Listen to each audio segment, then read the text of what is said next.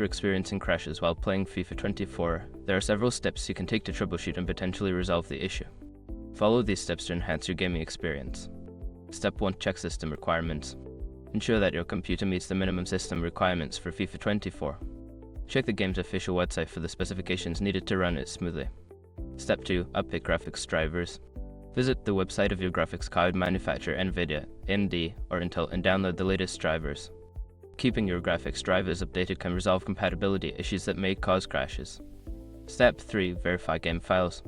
If you're using a platform like Steam or Origin, use the built-in feature to verify the integrity of the game files. This process will check for any corrupted or missing files and replace them automatically. Step 4. Adjust in-game settings. Lower the graphics settings within the game.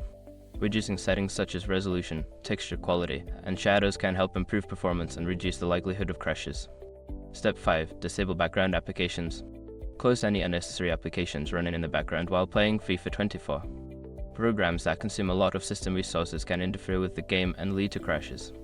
By following these steps, you can enhance your experience with FIFA 24 and minimize crashing issues.